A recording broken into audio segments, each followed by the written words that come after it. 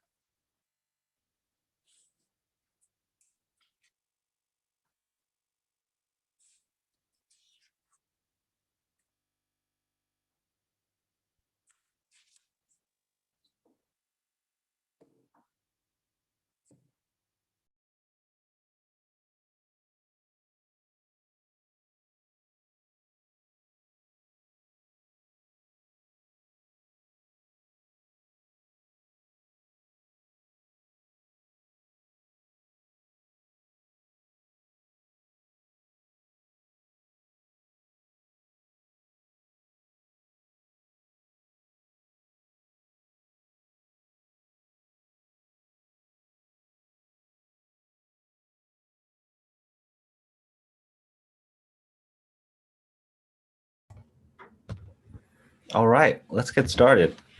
It is 6:03. Welcome everyone. This is the housing element info session for downtown. It's one of several public community meetings that the city is hosting to provide background information on the housing element, its process, its requirements, its opportunities and constraints. It also provides an opportunity for the public to ask questions and for staff to answer those questions to the best of our ability. As I just touched on, we'll be providing information today. We'll be fulfilling in part step one in a process that we plan on using for each one of our housing or elements, including the housing element, and that is to inform, then review, engage, and then decide. So we're still in that first phase. So it's important for us to provide information that is accurate and consistent so that we are all on the same page about our requirements, our opportunities and constraints before we make decisions. So before we get into the staff presentation part of the evening, how about we do some introductions? We'll go with staff and then end with Chair Lee. I'll start off, then Renata, Sarah, Diana, Greg, and then Chris. I'm Jonathan Fox. I'm assistant planner with the City of Lafayette's planning department. I've been with the city now for just over 2 years. My name is Renata Robles. I'm the associate planner with the planning department, and I've been with the city for just over a year. And I'm Sarah Allen, senior planner at the city. I've been here for over 13 years. I'm Diana Elrod. I'm the city's housing consultant, and I've been working for the city for 16 years now. I'm Greg Wolf, the planning and building director. I've been with the city since 1997, so about 24 years. And I'm Chris Lee. I chair the General Plan Advisory Committee. My husband and I have lived in Lafayette for 25 years. We actually live within walking distance of downtown. Our office was also in the downtown area. And my favorite things about living so close to downtown is that I can actually walk to BART, which is the reason why we moved to Lafayette in the first place, and that we can explore restaurants, shops, actually do grocery shopping, all without taking our car. Our son went to Burton Valley. While he was there, I worked on LASF's fundraising activities. We belong to the Chamber of Commerce related to our business and have attended functions that the Chamber has put on. And tonight's meeting is meant to be educational. There are tools on the planlafayette.org website that you can use to give your feedback. There'll be a Q&A session after the presentation, and there'll be 4 more presentations that you can attend between now and March 25th. Please register for them by logging on to planlafayette.org and going to tune into Housing 101. Thank you again for taking time out of your evening to attend this meeting.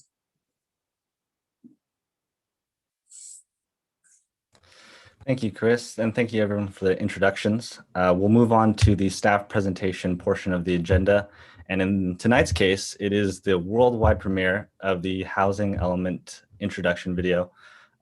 So the General Plan Advisory Commission tasked staff with creating a short but informationally filled package that could be shared for tonight's meeting and to be shared to all of our stakeholders throughout the process. So I'll share my screen, play the video. Audio will also be played, but feel free to adjust the volume on your own personal devices to best hear it in your environment.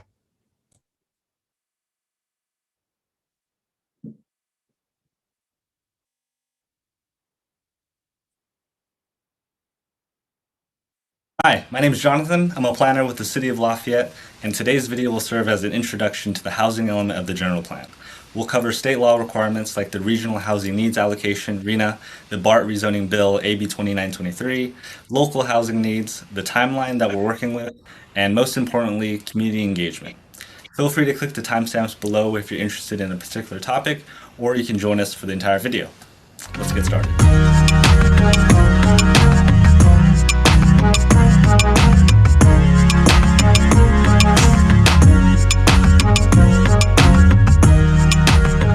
This is the Lafayette Design Project, Published in 1961, it set the stage for decades of careful planning to envision how Lafayette would grow. The community's current master plan, also known as the General Plan, was adopted 41 years later in 2002. The new General Plan will be the blueprint for how Lafayette will look, feel, and grow over the next 20 years. It will determine how the city shapes decisions on everything from growth, land use, housing, circulation, open space, noise, safety, and infrastructure. While these topics are discussed in separate chapters called Elements in the General Plan, they are all interrelated, and together they will shape growth and development policies for the next 2 decades. So think about this. 20 years ago, when we last did our general plan, there were no cell phones, there was no internet. And so we need to update this. And the things that are new to refresh is we have climate change, for example. We have new overflow traffic from Highway 24 from mobile apps. We have diversity and equity and inclusion issues that we want to include in this new general plan. Lafayette's last comprehensive general plan update was completed in 2002 with a 20 to 25 year horizon. The City Council has initiated this current update to address the current and future needs and values of the community. The current general plan encourages the development of a variety of housing for people of all incomes, the preservation of neighborhoods, and housing opportunities for all, regardless of race, age, gender, sexual orientation, marital status, or national origin. Over the next 4 years, a volunteer-led committee of Lafayette residents called the General Plan Advisory Committee will be looking to you, residents, employees, property and business owners, and visitors to let them know what they need to consider as they update the general plan. The process includes an intensive engagement effort with many ways to get involved. The GPAC and city staff will be hosting public meetings and informational sessions, community workshops, surveys, quizzes, walking tours, and much more. The city is at the beginning stages of the general plan update process, and the first step is the housing element. And the housing element gives us a chance to chart our course going forward in terms of how we want to have housing change and adapt in the years ahead. And in that, there's a challenge and there's also an opportunity. And the challenge is primarily the state's mandate to increase the housing supply in California. And we, like every city in this state, have a mandate to come up with more housing. The California Department of Housing and Community Development, or HCD, sets the number of housing units a regional government needs to plan for in the next 8 years. These 8-year periods are called cycles, and we are currently in the 5th cycle, preparing for the 6th. The state issues overall numbers to each region, and each region allocates numbers to each local jurisdiction. This is called a Regional Housing Needs Allocation, or RHNA, pronounced RHNA. In Lafayette's case, HCD gives a number to the Association of Bay Area Governments, known as ABAG, who then develops a methodology by which each jurisdiction in the 9-county Bay Area will receive its allocation.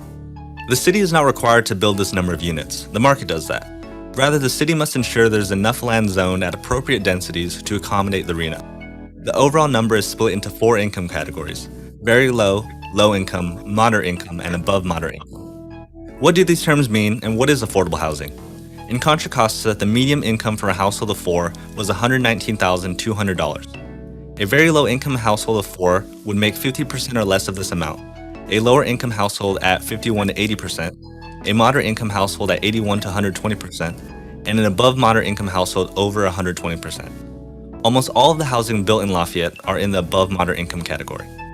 Lafayette's RHNA allocation for the 5th cycle housing element was 400 units. Given the statewide shortage of housing, particularly affordable housing, the Bay Area's allocation has more than doubled for the 6th cycle, and Lafayette's draft allocation is expected to be 2,100 units. ABAG will issue updated allocations in the spring of 2021 once HCD signs off on the draft methodology adopted by ABAG. State law requires that the housing element contain a site-by-site inventory of land suitable for development of all housing types, including multifamily. As has been the case for the last 2 housing elements, staff has conducted a citywide review of parcels that are either vacant or underutilized to discern if these sites are appropriate for development. These sites may or may not be developed into housing, as the choice, and always will be, the owner's decision. Some factors considered in the development of the site inventory include, but are not limited to, whether a site has an underperforming use on it, whether the site's topography makes it suitable for housing development, and whether the site is of sufficient size to be developed for housing. To meet its housing goals, the city will need to increase densities in several areas of the city. This is also known as upzoning. Let's take the downtown for example, a majority of which has a density of 35 dwelling units per acre.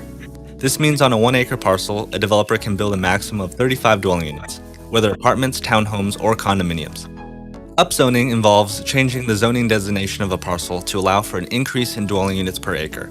How that increased density looks depends on a number of factors, including existing design standards, the size of the lot, and the size of the units. Upzoning any parcel in the city is expected to garner some level of public interest. Does the city concentrate development in downtown? Should density be evenly distributed across the city, or should we only increase density near BART? Where, how, and to what extent the city increases density to accommodate the plus 2,000 units will be a key conversation for the housing element update. AB 2923, signed into law by the governor in 2018, requires that properties owned by BART around its stations be upzoned by local jurisdictions to at least 75 dwelling units per acre and at least 5 stories in height by July 1st, 2022. The BART parking lots, totaling about 11 acres on Deer Hill Road, will need to be upzoned to accommodate approximately 825 units, or these units will have to be built somewhere else.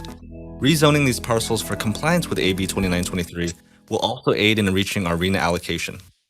The housing element will discuss much more than just the state law requirements like AB 2923 and RENA. It's also a great opportunity to come together, look at our existing housing stock, and assess our needs moving forward. The community will collaborate on programs to expand housing opportunities to those with lower incomes, seniors, persons with disabilities, and the homeless. It's an opportunity to brainstorm ways to incentivize developers to include more affordable housing in their projects and to help promote the construction of accessory dwelling units. The reason the housing element is being updated first is because Lafayette must submit its draft housing element to the state by the end of 2022. The housing element is the only piece of the general plan that is legally required to be certified by the state. HCD will review the proposed goals, policies, and programs to ensure Lafayette is doing its part to create safe, stable, and affordable housing opportunities for all segments of the population. 2022 may sound far away, but there's a lot to do before then, including gathering community input, drafting the document, getting feedback from the public, and conducting environmental review. If the city does not have a certified housing element, Lafayette could lose more local control over how and where housing projects get built, and could lose out on funding for infrastructure projects, receive substantial fines, and more. The general plan update is going to affect every member of the community, so we put a high priority on reaching every stakeholder possible. So we'll know we have a good housing element when the community has really had a chance to work through the process, to learn about it, to talk about it, to work through the complexities of it with their neighbors, including those constraints of state law requirements, and then ultimately to have come together for a collaborative solution. Opportunities to learn more about the housing element and provide input on the process are just beginning. The city has scheduled a number of info sessions based on geographic region and interest group in the city, so please pay attention to those.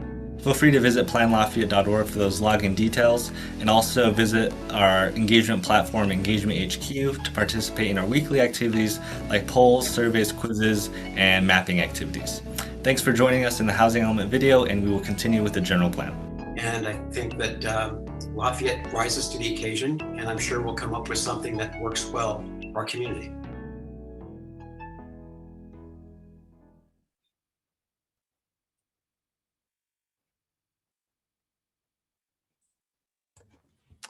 All right, thanks for sticking with us, everyone, and watching that video. We will proceed with the Q&A portion of the agenda.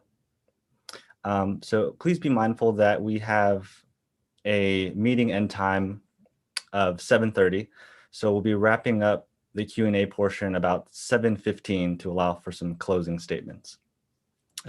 Also be mindful that we have about 75 people attending tonight's meeting, and many of those will likely have questions. So if you could keep your questions concise, we will do our best to answer them as best we can and get through as many questions as we can, and hopefully give everyone a chance to ask those questions tonight. Also, we don't have a strict time limit on the length of speaking opportunities, but again, plenty of folks likely wanting to ask questions, so please keep your questions short. It is Q&A, so feel free to ask a question. We'll do our best to answer. If you have a comment, you can visit planlafayette.org and navigate to Engagement HQ and leave a comment in the downtown ideas wall. Because we do want your comments, but again, tonight is about Q&A. So feel free to raise your hand or press star 9 if you have a question, and Sarah will promote you as a panelist. I think our first question is from David Clark, so I'll promote him now. Again, go ahead and use that raise your hand function at the bottom of your screen, or *9 if you're calling in. Hi, thank you, Sarah, for that. I have a question. This is something that's bugged me from the outset of this state density bonus law. I have never understood. Maybe you can tell me, what is it that limits the maximum size that a project can assume? Because is it, and I'll keep this question brief, but if it doesn't make sense, let me know and I can expand on it. But is the upper limit on the size the same as the additional number of units that are allowed by the state density bonus law? Or just as a hypothetical, if somebody came in and said, I really believe in affordable housing and I want to build as much as I possibly can, and I can squeeze 100 units on an acre and I want to build a 10-story building, what prevents that 10-story building? What prevents that from happening? My assumption is that the density bonus law allows an additional, I don't know, 7 units. And so it's the 7 on top of what would otherwise have been allowed, which becomes the maximum that's allowable on that space. So I'll be quiet. So the initial part of it is that state density bonus law is crafted to speak to the number of units and not the size of units. But Lafayette has not seen extraordinarily large affordable units, and I think that's largely a function of the cost of producing an affordable unit based as compared to what one can rent or sell an affordable unit for. So there's kind of a self-limitation in there, as I understand it. And I'm not aware of any case law that has tested the singular aspect of unit size, but we've seen reasonable unit sizes skewing towards normal to the smaller side, particularly for the affordable. Okay, so it's kind of market driven.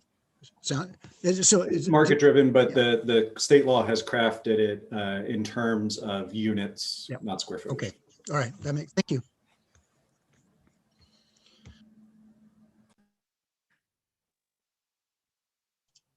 Looks like Sheila Castilla is coming in now.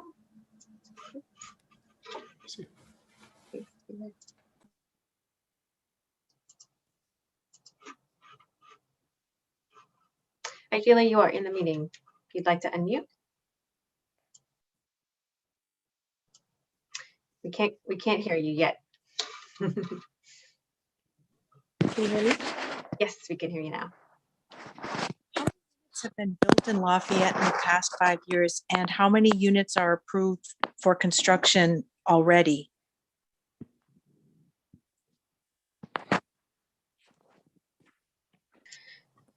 Can you just repeat the question once more? You were a little bit muffled.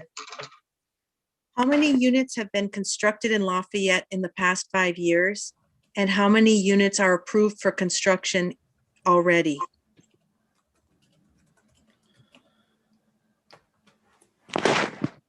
I don't have a specific answer for you. What I can do is reflect on units that were approved in the last 5 years, being Woodbury Highlands of 99 units, Lennar across the street from Diamond K City offices, 66 units, 6 units were built behind Trader Joe's, 12 were approved, not yet built by 210 Lafayette Circle. So, and there's a few other small ones in there, but most recently the biggest project that was approved by the City Council, well, 2, Miramar's Lafayette Lane at the site of the Corporate Terrace Office Park.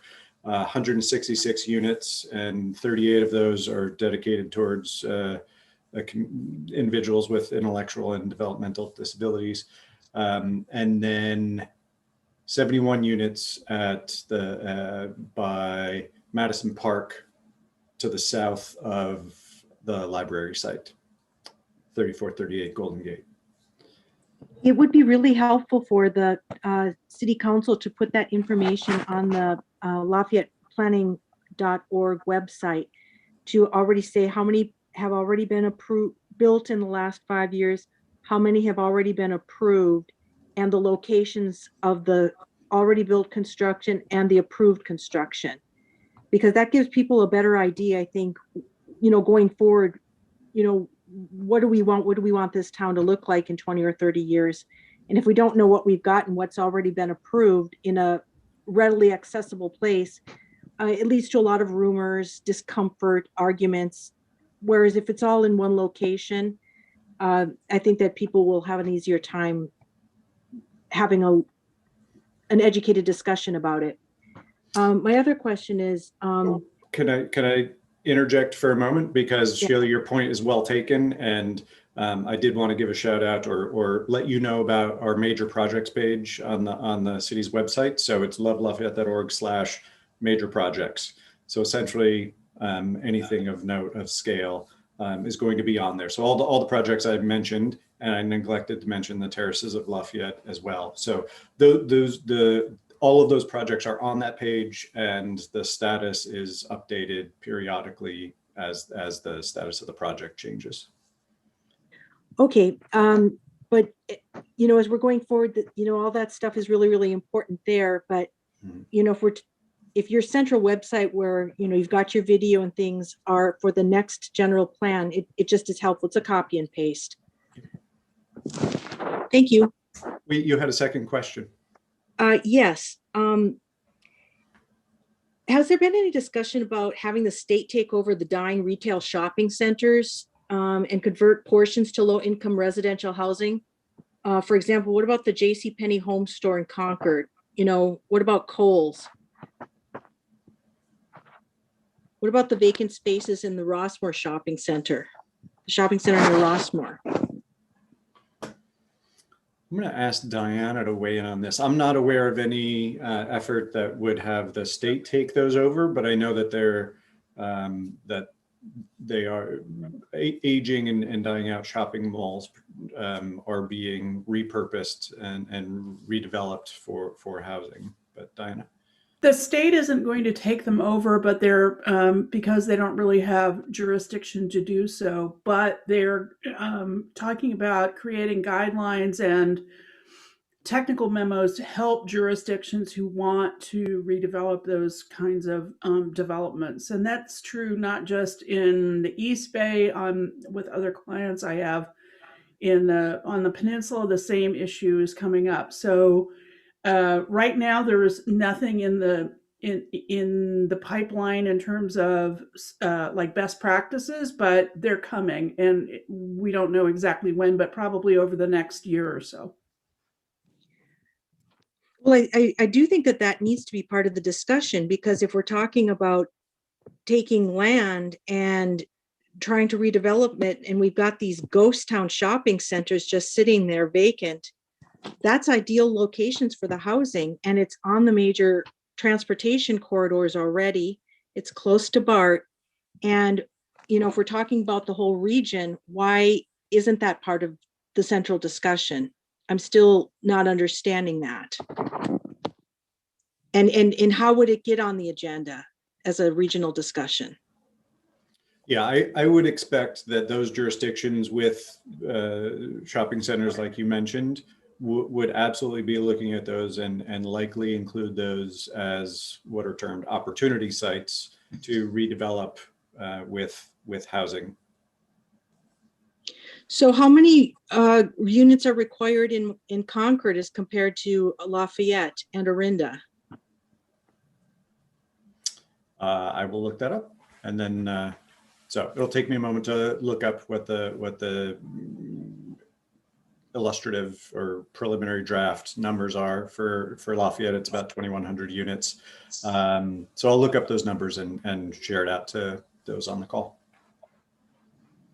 It would be great if we had kind of, the 5 or 10 surrounding cities closest to us to know what their number is as well, so that we can compare and understand, well, is Lafayette building 2,000? What's Orinda building? And what have they already built? What have they approved? It just can't fall on Lafayette, although we do have to do our share. But, I just think that we need to examine, if we're going to have more dense housing, it should definitely be on the transportation corridors And Lafayette's already built out, but there are significant shopping centers that are dying. And that is, I think, if we're talking about a regional plan, we're a small part of it. And I think that Sheila, that has to be going forward. Anyway, I thank you would so love much. to see more of Thank that information on your website. Thank Yeah. you. And we just wanted to make sure that we did answer the questions. And if you do have comments or thoughts, we'll be looking for those as we move forward with Engagement HQ on the website. But any other questions we can answer for you at this time? Go ahead and let somebody else ask some questions, and then I'll come back. Excellent. Thank you. Allison Gibson will be joining now. And again, please use the raise your hand function if you would like to ask a question. Hi, everybody. Sheila, I really appreciated your comments, and I raised my hand now as a downtown resident and house owner, and I've been here 30 plus years. And the reason why we all love Lafayette, I think, is because of its charm. And we don't want to lose that. I don't think one person on this call wants to lose that. I happen to live in a very small cottage that's been here since like 1940 and has been updated. And I'm in a multi-housing, it's zoned for multi-housing. I think what I'm worried about is that this whole charming area gets bulldozed and turns into like these major high rises at the expense of our original charter, which was to keep Lafayette semi-rural. I know that we have to make accommodations, and I appreciate that. And thank you all very much for the great information, that great video. And we are willing to do our part. But I guess I'm worried that, you know, Lafayette is going to be overcrowded. It's going to be dense. And I don't think any of us want that. I don't want to be selfish either. So is there, the main thing I think is if we're taking all these plots and areas and going to create a ton of housing, will it be done, you know, with some taste and some, you know, to keep our charm and to keep our unique look and feel. So, you know, and especially, you know, I don't think my neighbors would like, you know, our little cottages to have to go away. So thank you for any comments that you give on that. So Allison, your point is very well taken. And I think everybody who you see on the screen values Lafayette that as a community. And we have worked, you know, I've spent nearly a quarter century with the city of Lafayette and was initially hired to staff the Design Review Commission. And so the city council has prioritized and the community has prioritized the aesthetic of the community for a long time. And we will continue to prioritize that within the realm of the law. So local control is being limited or eroded by state laws. And I know that can be troubling to council members, staff, the public. So that we will do, we hold it and value it as you do. And so just we share that common goal. We also need to balance that. So this is one of the challenges for GPAC and the public and the council over the next period of time. Can I just do a little follow-up real quick, just to be specific? As long as it's a question. The question, oh, yes, the question. Well, the question is, I've seen these maps go by and I've studied a couple of them. What does that mean for a Bickerstaff Chestnut area? Are we going to have to vacate our homes? Will they be raised? And will like 4-story buildings, 5-story buildings be put up in this neighborhood? No one will have to leave their home. It's entirely up to a property owner to stay as long as they would like. So that their bulldozers would only arrive at the invitation of a homeowner, just like it is today. So it's an allowance or an accommodation to allow that type of development if it were desired by the property owners, but not a requirement or anyone coming in to do that. Excellent, thank you. So I'm going to let Andy Brown in now.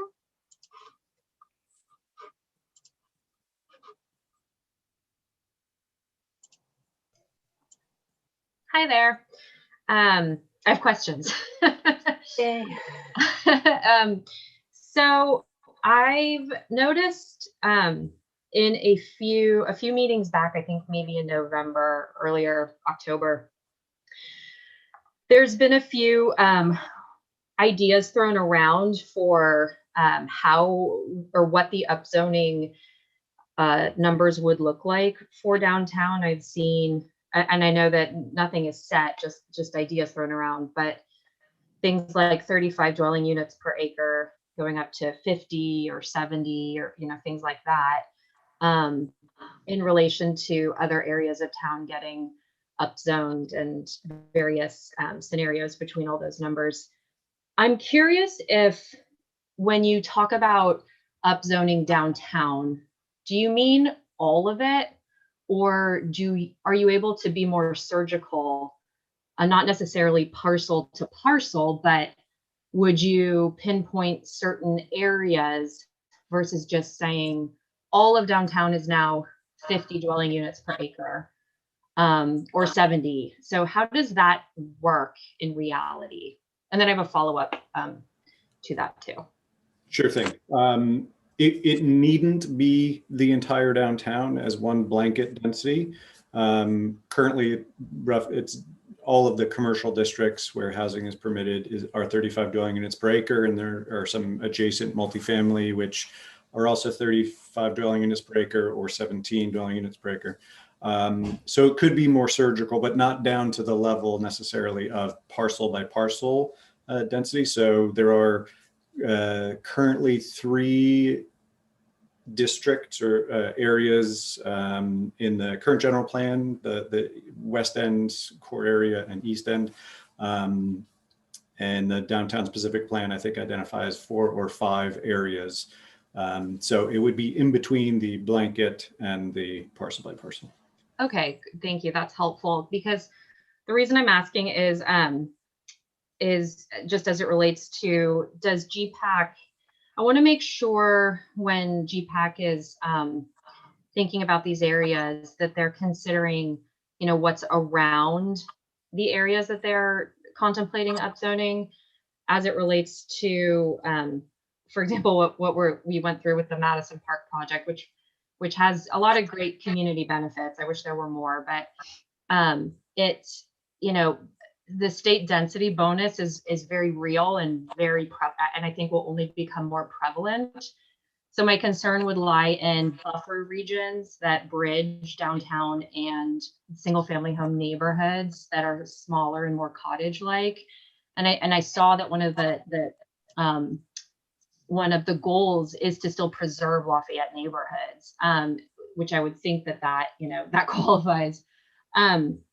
So I just want to make sure GPAC pays attention to these buffer regions, and knowing that they probably will get the state density bonus utilized on them as it's currently zoned for 35 dwelling units, just to kind of be aware of that, so that we don't have 4- and 5-story buildings towering over, you know, the single family homes because they've already been upzoned to 50 units. Yeah, if that makes sense.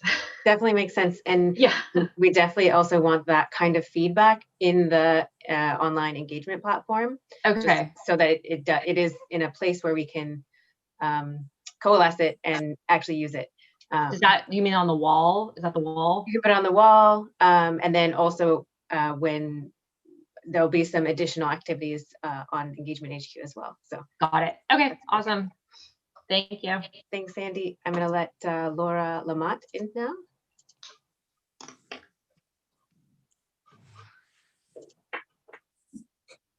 Okay. Are you able to hear me? Yes, I am. Great. I've got some questions in regards to a map that I saw on the November 30th City Council meeting. and it was of my neighborhood. And the map was showing our area as a potential area to study for upzoning. So I've got two questions about that. The first one is, when would we know if our neighborhood may actually be studied for upzoning? And this is the Carroll Lane area over to the Dyer Drive neighborhood, behind, also including behind El Charro.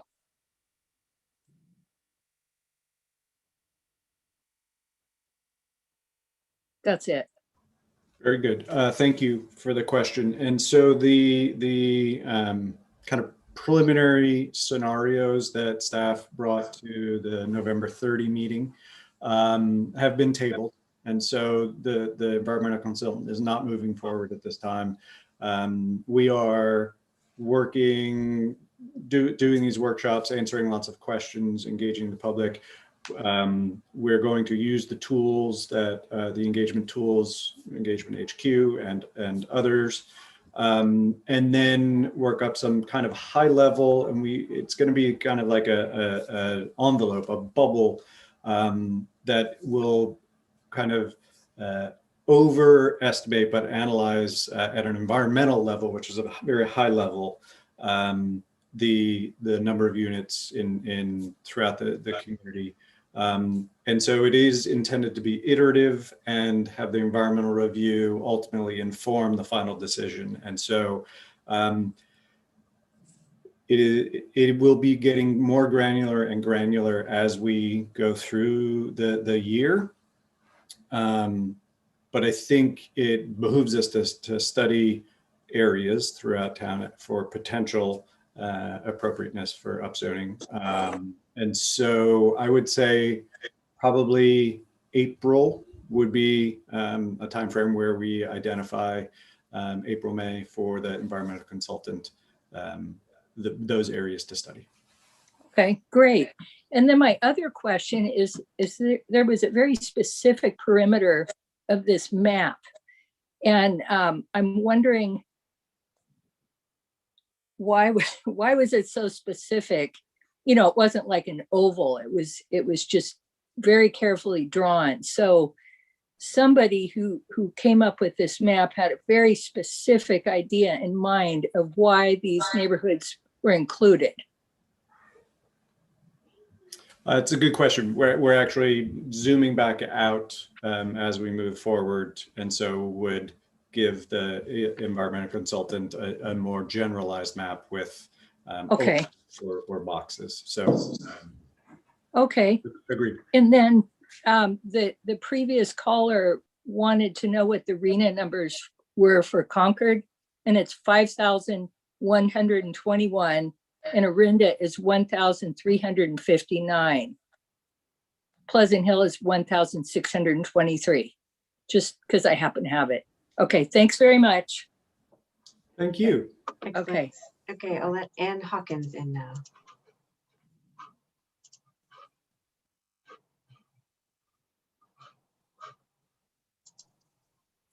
Okay, can you hear me? Yes, we can. Okay. First of all, thank you for you being the panel and helping us sort out how this is going to happen. And thank you to all the callers. I've heard a lot of great questions, and ultimately it sounds to me like everybody on this call really does want to preserve Lafayette for what it is and what it has been to so many people. So I do appreciate that we're all working together to make this city remain semi-rural and charming and keep an aesthetic. My questions are, first, is there a way, are there contacts that we have in the state that we can address and say, hey, we don't agree with this housing plan? And I say that because we don't even know what is going to happen with our town with the building that's already in place. We haven't seen all the consequences of more population, more traffic. I've seen a lot of buildings go up, but I haven't seen them, they're not being utilized yet. So we still don't know what our town is going to look like once those buildings that are already happening, once people are in there, we don't know what our city's going to look like. So it's hard for me to fathom that we're going to think of adding more housing before we've solved the problems that will be with traffic and parking and everything else, schools. So do you know who we could contact at the state level if there is any possibility we can reverse the mandate? Well, you can always talk with your locally elected state representatives, Rebecca Bauer, Kay Han, and Steve Glazer. They're the most accessible, and they directly represent our community. And you could talk to our city council members as well, because they have relationships with our representatives and other representatives in the legislature. In terms of RENA, RENA has been on the books in some way, shape, or form, I think, since 1969. Diana, please correct me if I'm wrong. And so I know there's discussion at the city council level, I think, and more for jurisdictions throughout the region about the potential for appealing or appealing to the state about the overall allocation to the Bay Area. And Lafayette has previously submitted comments to ABAG, MTC, Association of Bay Area Governments, and Metropolitan Transportation Commission, they're one entity, about the methodology. So ABAG had a methodology committee which met for about a year to develop the methodology, which ultimately they plugged into, and the numbers all spit out that you heard the last speaker, last caller, bring out some numbers. So the city did submit letters and comments on that overall allocation based on COVID and a variety of other issues. So I expect that will continue. And so, Mayor Kandel is the liaison from the council to the GPAC. And so she would also be a resource.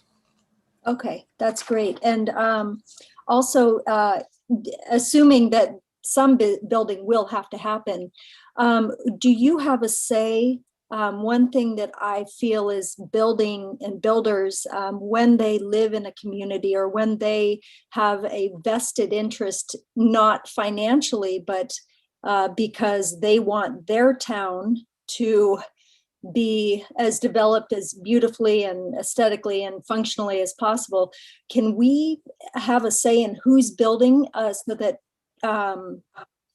it is done with an interest in Lafayette being the best it can be? Unfortunately, we don't. So property rights accrue to whoever owns the property, whether they be a local or someone who lives outside the community. But I think there may be opportunities to approach local individuals or a coalition to come together and take the initiative on certain opportunities that may be out there, so that we can control it kind of locally instead of leaving it to the market where it may be someone from out of town. So there's the potential there, but the city has to treat all property owners and applicants equal, irrespective of whether they're local or not. Okay, and then my final question is, how is the traffic flow and all the obvious things that are going to have to be considered when you bring more population into a city, is that thought out prior to the building? Do we make sure that we have all the proper outlets so that all of a sudden we're not stuck with enormous traffic jams, et cetera, before the building is done? So there are essentially two levels of environmental review. One is done at the general plan level, the housing element level, and envisioning the kind of ultimate build out over the term of the plan, and what impacts that might have. But ultimately, when it comes down to the given project, in terms of utilities and impacts on traffic, certainly utilities would need to be there to serve the building and the residents. In terms of traffic, the state has changed the law and essentially prohibited jurisdictions from using a level of service. So how much one might be delayed at an intersection, how many cycles you might have to sit through that light, so that no longer can local jurisdictions use that as a measure for environmental review, for impact there. So the state has mandated that VMT, which is vehicle miles traveled, is the new metric. And that is, I think, globally because of climate change and greenhouse gases. And so overall, as a region, there is a mandate to reduce VMT. So understanding that the transportation sector, I believe, is the highest sector for production of greenhouse gases. That is thus the most opportunity to reduce VMT and emissions and lower greenhouse gases. And so that is the metric that jurisdictions now must use in environmental review. Okay. Well, thank you again. Thank you. You're taking a lot of hours to help us try to resolve issues with a lot of building that may take place here. And I do appreciate that you're doing this for us. Thank you. Thank you, Anne. Thanks, Anne. I just let Shane Silva in, so you're in and can speak if you want to unmute yourself.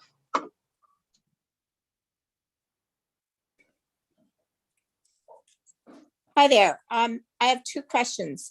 The first is, how much control do we have over height limits when we're making these determinations about bringing in new development?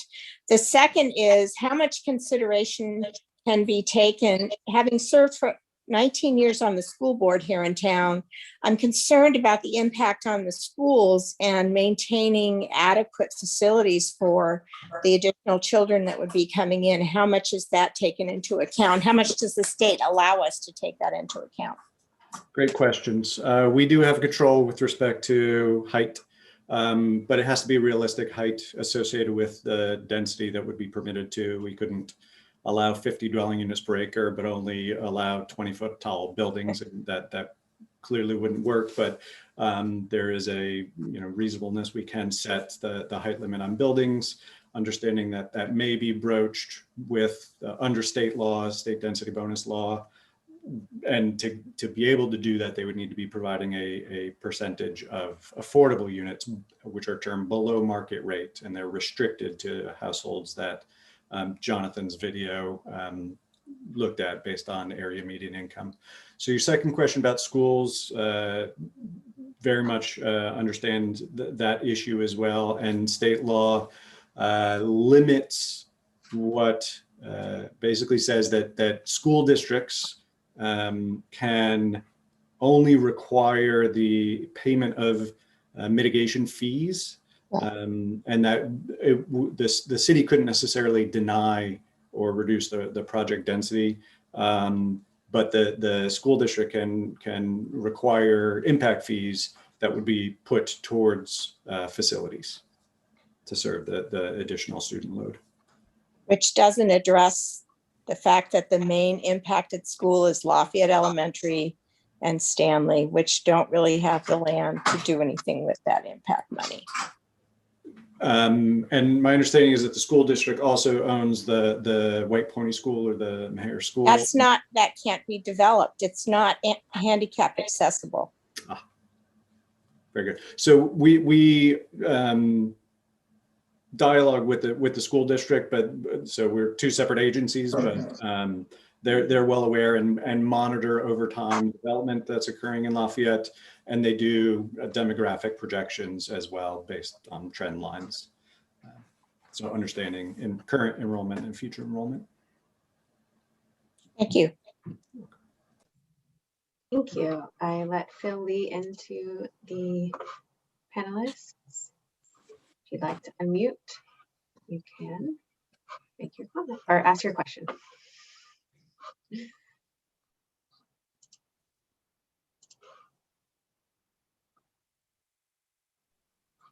here we go. Sorry, technical problem there. I think we Hi, can. this is Phil Lee. I just have a very quick question. I just wanted to add to what one of your earlier speaker, Sheila Castillo, has said.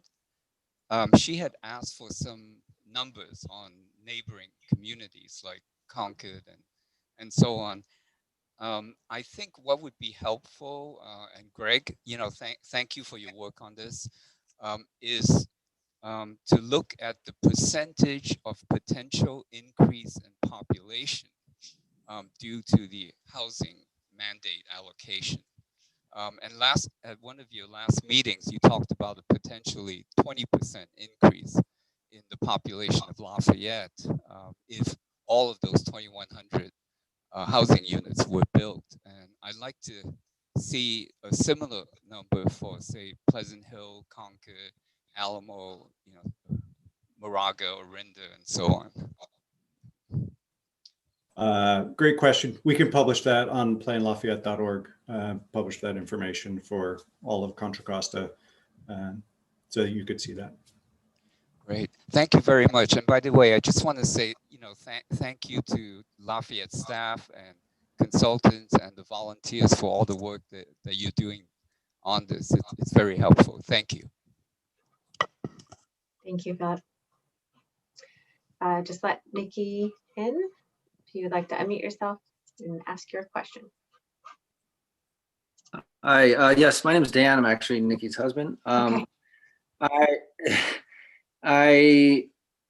My understanding is that the housing unit or the housing element is kind of like a plan for zoning Lafayette in a way such that these units could be built in the future. It doesn't require that these things are built, but I guess my question is, what happens if, for whatever reason, whether it be, the land's just too expensive and it's not, attractive for builders, or whatever the reason is, like, what if these units don't get built? Is there any impact to us as a community, like a downside or penalty? Or do we just move on to the next cycle? Like, I'd like some clarity on that. Sure. So, Diana, I'll invite your corrections or elaboration as well. But if essentially production falls woefully behind what we planned for, we could lose local control to a greater degree, and thus it would be easier for a developer to come in and I'll just give an example of potentially get a over-the-counter building permit for a project rather than having to submit for a design review, and that would be a significant impact for a significant underproduction. But that this is partly why the state has iterative and cycles for housing elements, is to continually kind of monitor these things. So I would just add so that. I guess. Go ahead. Yeah, go ahead. Sorry. No, please go ahead and add. I would just add that, when a jurisdiction like Lafayette has enough land zoned and has an adequate inventory of sites available and still development doesn't occur, the state can ask the city, why didn't development occur? And as long as like Lafayette can show that they've done everything to make this happen, they provided incentives, they've done all these things. That's the most important thing, is really to demonstrate to the state that we did everything we could to make development happen. And especially for affordable, the most important thing is financing. And as you maybe know, the city used to have a redevelopment agency and now it doesn't. And so, because the state took it away from all jurisdictions in the state of California. So there's no ongoing source of financing for housing, for especially affordable housing. So I think the most important thing is being able to demonstrate to the state that we did our best, and really that, you know, that development wasn't ripe in our local jurisdiction. Does that answer your question? Yeah, that's very helpful. Thank you. Yeah, so I guess I guess kind of echoing other people's concerns, like as things are built, you know, if traffic gets out of hand and we need to slow things down, like as long as am I interpreting this correctly in that as long as we're able to say and justify, hey, you couldn't drive through downtown in 30 minutes and we couldn't just build way more because of that, like are those considerations that we can use in the case that in the chance that we weren't able to meet our allocation? I think meeting the allocation means basically making sure that there's enough land zoned at appropriate densities to accommodate it all. Whether it actually gets built or not is not really the city's purview, because Right, those I didn't mean decisions are based that on. allocation. Sorry, say that again. Sorry, I didn't mean meet that allocation. I mean, if these units aren't actually built, Yeah. you know, in the 8-year cycle, if the reason was, for example, traffic was just out of hand, like, is that something that could be used as justification? I suppose so, but I don't know, because it would require me to understand a particular project. But thank you for asking that. Thank you.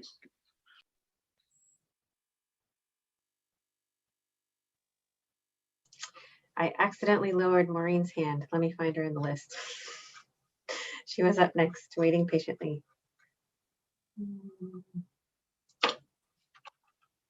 There you are. Maureen is coming in now.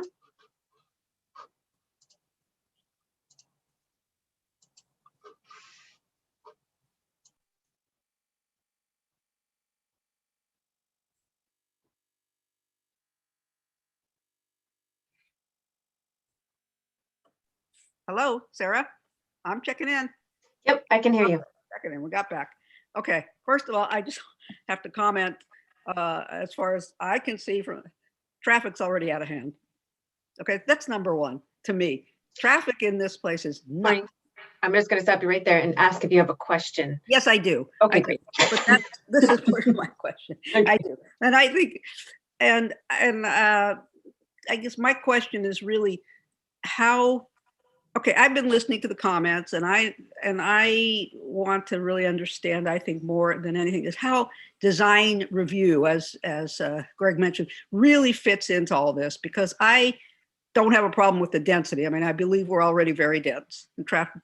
It's, you know, and for example, there's going to be a project right below me that's maybe going to add another story to a building. Well, I don't have a problem with that. I have a problem with things like that big project that's on Mount Diablo right now, across from Circle K. I mean, it's, how do we deal with, how does density, I mean, design review fit into all this, the general plan and housing element, and so forth? How do we control what our city really looks like? I'll just say to the best degree that we can. We, as staff, we as elected officials, I know value the aesthetic of the community. And so design review has been relied on for a very long time. But the state is also limiting our ability to apply that to new housing projects. Yet we still are, I think, successful in having high quality buildings being brought to town and built. And I would ask you to reserve your judgment on what's going on across from Diamond K until the product is finished. And then please feel free to judge it. But in my experience, the worst time to judge it is like while it's under construction, it just looks terrible. Yeah, I get that. And I will say that, you know, on the other hand, high quality, that's a value judgment. Yes. but I do have one specific question. So in lieu fees, are those no longer available to builders? You used to be able in certain, maybe only in certain jurisdictions, to pay an in lieu fee rather than build affordable housing. Currently, that is not that's a policy decision that the city council made to not allow a developer to what's called fee out or just pay a fee. That money would then go into a city fund dedicated solely to affordable housing, but then the city has to do something with that. And our experience is those funds that we have been able to charge or have collected are insufficient to build the number of units. And so we actually do want to see the provision of affordable units, below market rate units as part of integrated into the overall project. And they become indiscernible from the rest of the Right. Yes, I appreciate that they are. I mean, nobody knows they're there when they're there. Yep. The real truth of it. So I appreciate that there is not an opt-out. I think that's good. Thank you. Thanks, Marty. Okay, I'm gonna let Anne in, and I do see a lot of hands raised still, which is great, and we're gonna get to as many as we possibly can. If we aren't able to get to your question, there is a question and answer section on Engagement HQ that you can access via the website. Hi, everyone. Thank you for your time this evening. So I had a question about how Lafayette has performed as against its RHNA goals in the past. And to the extent that we have not met our RHNA goals in the past, what are the lessons learned from that so we can hit them for this next cycle? Thank you. Do you want me to take that, or? Go ahead and start, if you would. Well, in terms of the lower income household RHNA allocations, the city hasn't met them. But then again, none of the cities that I know of have ever met them. And the reason is because there needs to be financing available to affordable housing developers to actually create those units. And right now, there's just not really a massive vehicle for developing affordable housing. So most jurisdictions, and Lafayette is very much like all the other jurisdictions that I know of, they can meet their above moderate income household RHNA allocations simply because that's the market rate housing world, is where people and specifically developers want to build housing. So the lower income housing targets are really hard to meet. And now, because we don't have redevelopment anymore, those are especially hard to meet. There are definitely projects in Lafayette and throughout the Bay Area that are affordable to lower income households, like Belterre in Lafayette has, I think it's 46 units of senior housing for very low income senior households. So, you know, there is stuff happening, but it takes a really long time. With Belterre, I would say it took us probably 7 or 8 years to develop, maybe. And it took many rounds of affordable housing funds, applications, if you will, in order to actually get the money needed to develop that housing. So that's sort of the housing, the affordable aspect is the best part I know about. And very quickly, I'll touch on two things. I think, you know, lessons learned and what do we do? Lesson is, and it continues, lack of funding. So from the state or other mechanisms, more funding would mean more production of affordable housing. Since 1994, Lafayette has had an inclusionary housing requirement where 15% of all the units built in the downtown have to be affordable to very low or moderate income households, which a lot of communities have not had and are just getting there, you know, some 20 odd years later. So when the state disbanded redevelopment in 2012, we quickly adopted an ordinance separate from redevelopment that reinstated that 15%. And so two things that the city may consider doing moving forward is looking at that inclusionary housing ordinance and the percentage. Maybe it's appropriate to bump it up. And then secondly, looking at whether at potentially housing impact fee, so that for each market rate unit, there is some, to serve those residents, there's some requirement or nexus to the households services and that are done by lower income households, and thus we could use that could be a resource for getting some new funding for affordable housing, as well as the state has been talking about for some time redevelopment 2.0 as a new funding mechanism, but that remains to be seen.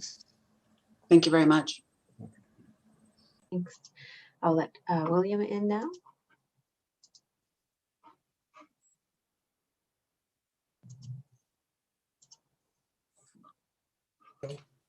Ask your question. Yes, my concern mostly has been with what's going on with BART. We know BART has certain ability to do things that we would prefer they didn't do, but what do they have at present with the new BART stations that are going up all around the county? What will happen to Lafayette? I don't really understand the question if it is with respect to what will happen with Lafayette's BART station because of other stations further out the line that are being developed. Well, what in Lafayette are they able to build at the present moment? And my understanding is, as it's been in the past, they will have, when they build the buildings, they will have no ability to house the parkers. And we all know what's happened in the past with that. And how far does that jurisdiction of theirs go toward development? Thank you. So currently, I would say that BART has a certain degree of ability to build on its lands, but that will change as of July 1, 2022, when the city is required by state law, AB 2923, Assembly Bill 2923, which was signed into law, required BART to do their part, and then the local jurisdictions like Lafayette to do their part to upzone to some minimum standards set through by BART, essentially 75 dwelling units per acre and 5 stories for residential or equivalent commercial. So then it would be easier for BART to partner with a developer and build on those from July 2022 onward. Oh, and with respect to parking, while there's no requirement for BART to replace the parking that would be occupied or displaced by new development, our dialogue with BART has made that a primary concern, that the council has said as much, we have said as much, and they have in other projects, you look at Walnut Creek, one of the first things to go up in that redevelopment around BART was the parking garage. And so their initial intentions and representations to us is that they would replace a large part, if not all of the parking. It seems in a way as though the BART lexicon has more ability to override what the ordinary resident would like to have see in his area. And I'll attribute that perhaps to the state, and it was the state that the law, that AB 2923 that did that. BART, my understanding, did not initiate that and was neutral on the bill. But I could be wrong about that. Look what it's done to other BART stations. Look at the $2. Just say thank you. Thank you. Thank you very much. Thanks. And I apologize, but I need to run my next meeting, but I want to thank everybody on the call. Lots of great questions, and thanks for tuning in and desiring to be informed and participate in the process. And as the video said, this is essentially what will make for a good housing element is your participation. So thank you very much. And I look forward to seeing you as the process moves forward. Thanks, Greg. Thank you, Greg. Susan, you're in the meeting if you'd like to make your comment. Sorry, ask your question. Oh, she left. Okay. Peter, I will let you in.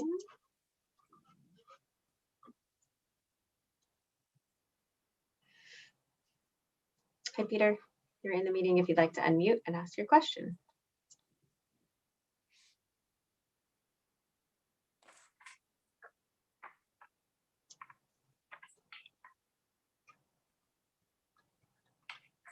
You there, Peter?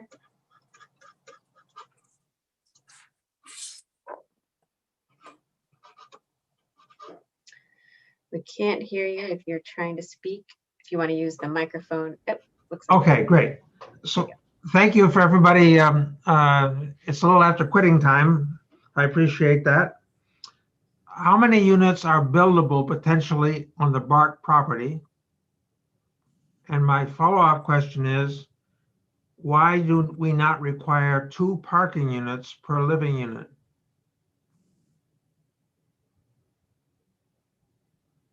So I'm going to let Diana take that first one. And I imagine she's probably looking up the answer. Just one moment. And in terms of parking ratios, that is something that's established in the zoning regulations, but certainly could be subject to change. It typically is for multifamily is based on the number of bedrooms. We do require 2 10 by 20 spaces for all single family. And then for multifamily, it's based on the number of bedrooms. So I see. So what you're saying is that a husband and a wife who both work, one gets to park in the housing unit parking lot, and one gets to fight for a parking space on the street. potentially. Well, doesn't that strike you as dumb? Well, it depends on the number of bedrooms, right? So if you have. No, it doesn't depend on the number of bedrooms. It depends on the number of cars. So if you have a single person with 1 bedroom, 1 car, that makes sense.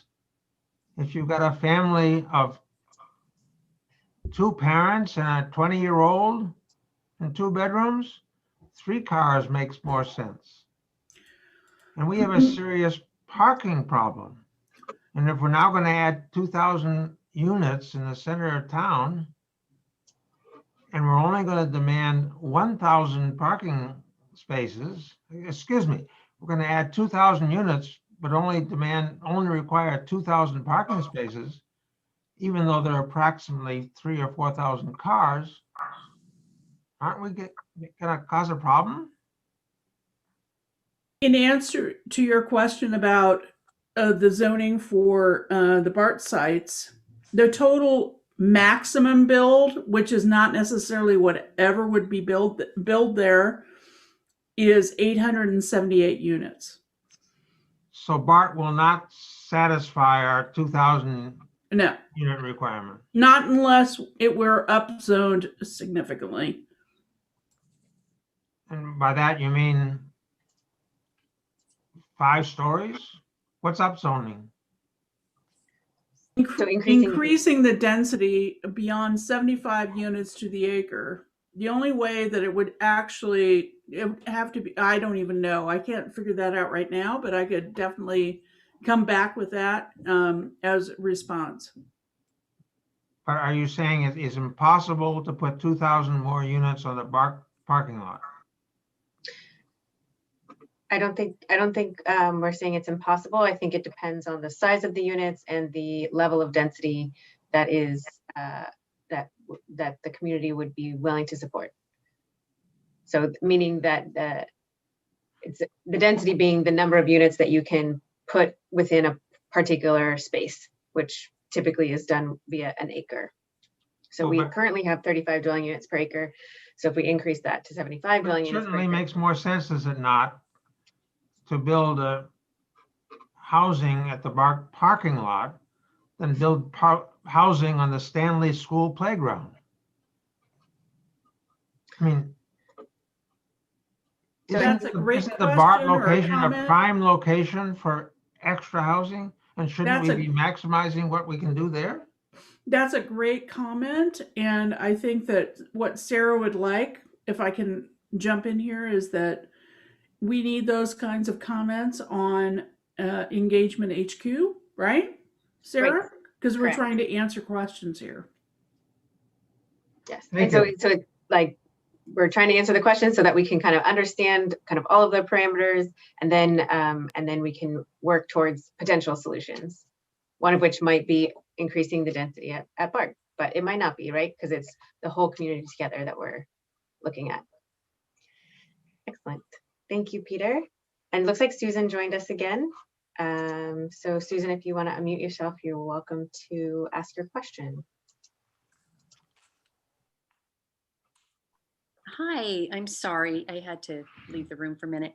I have a question. I'm kind of confused about we've been long-term Lafayette residents. We live downtown in a cottage that my grandfather originally built. We're right near Trader Joe's. And I'm confused about when we were building, there was so much concern about traffic and parking and limiting the impact of our small downtown. And it does not appear that the infrastructure, the street sizes, any of that has changed to handle the quantity of new units that you are talking about. And that, I think, is a big concern for everyone. And I'm wondering about Lafayette planning, and if the city can make a case to the state that we are a small town, and you can't make a city out of a small town that was not planned for ahead of time. When you see the downtown Mount Diablo Boulevard, there's no post-COVID, there's going to be so much more traffic than there was pre-COVID with new structures that are already being built. And can Lafayette make a case to California? I think it would be pretty easy to make that the way that the town is currently structured, and it really can't be changed with the freeway on the one side, to handle the traffic in downtown and is the building. Anyway, so I guess my question is, can the city make a case to the state about the way that Lafayette is laid out and how it does not seem feasible to handle the number of units that we're talking about? Diana, you want to talk a little bit about potentially the EIRs or the Well, yeah,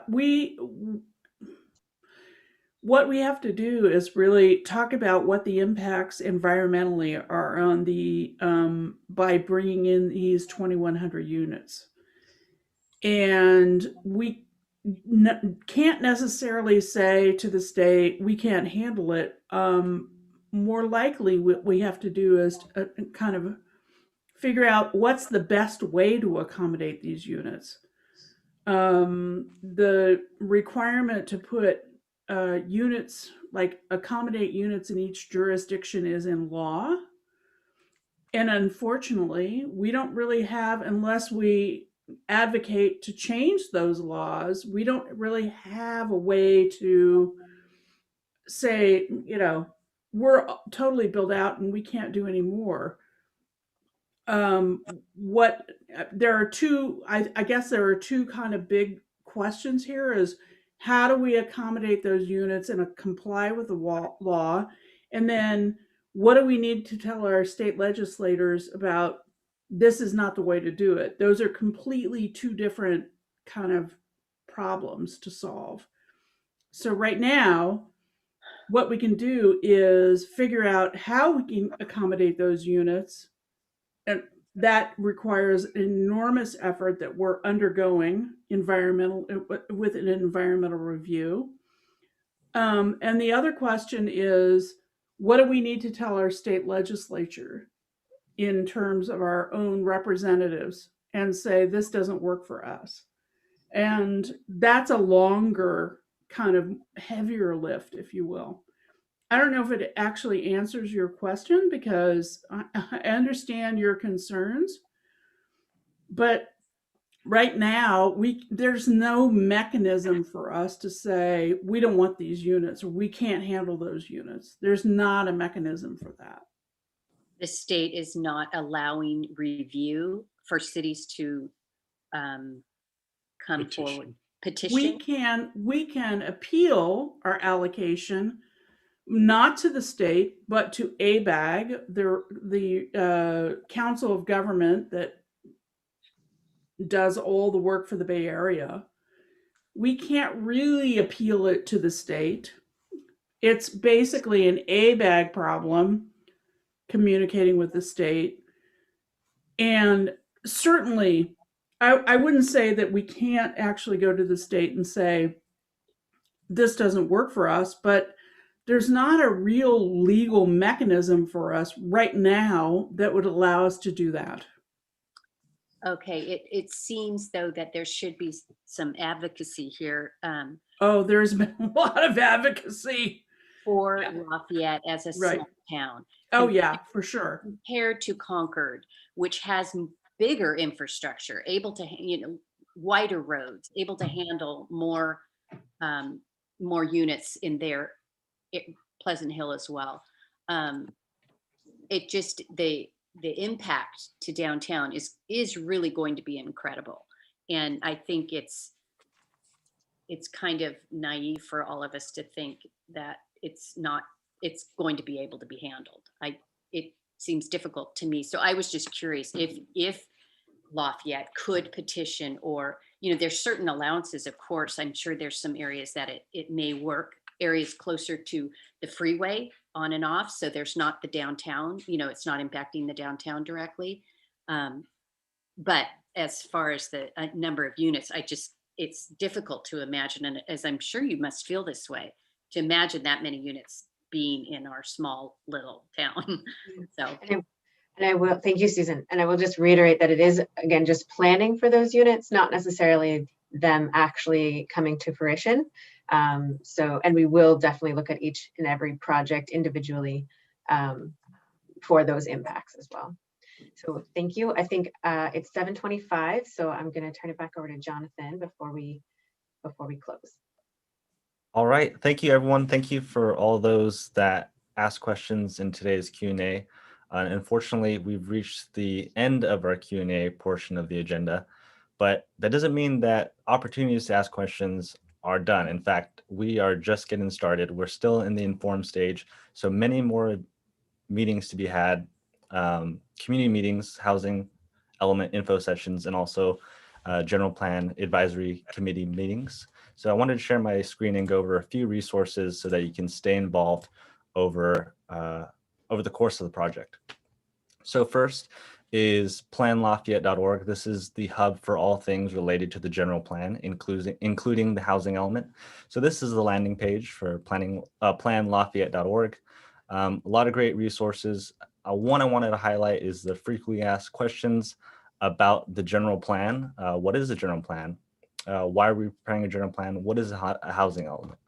If you are with us up to that point and you want more information on the housing element itself, you can click on elements and then housing, and then you can scroll down to frequently asked questions tailored to the housing element.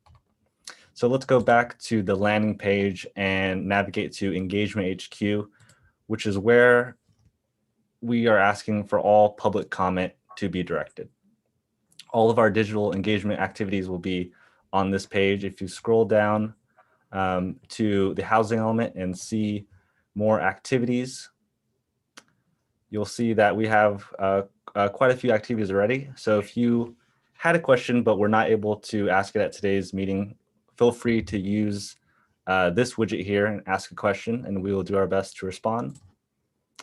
We have an ideas wall. If you have comments about housing as it relates to downtown, feel free to post a comment on our ideas wall.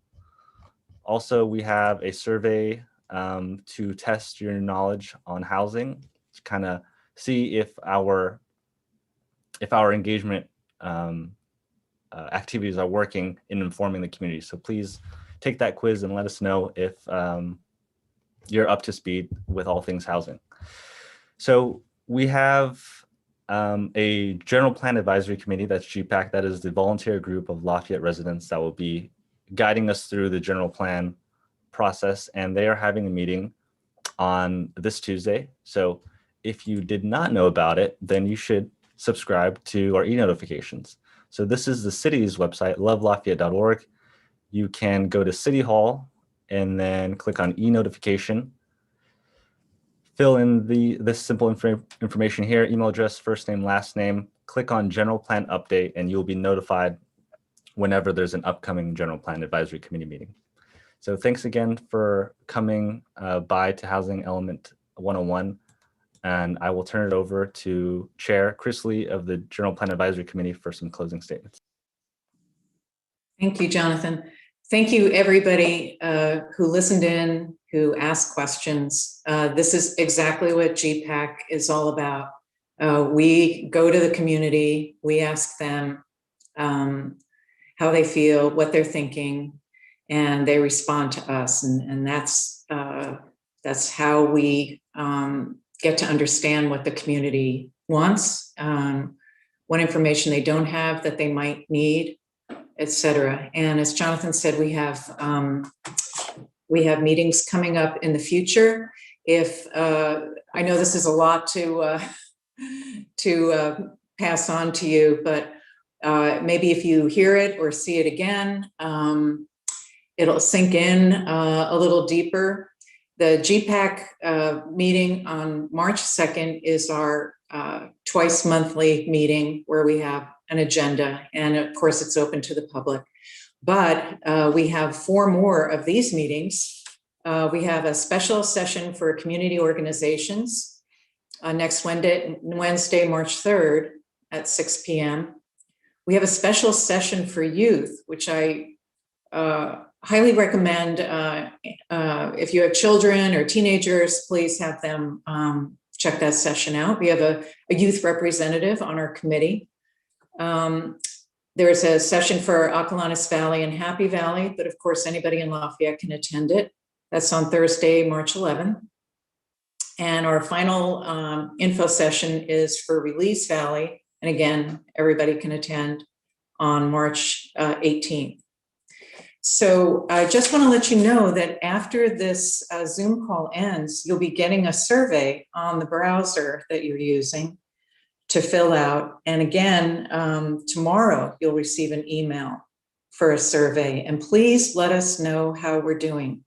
The way we get better and the way we focus in on what your concerns are is to hear back from you. So thank you again for attending. Thank you. Thanks, everyone. Thank you.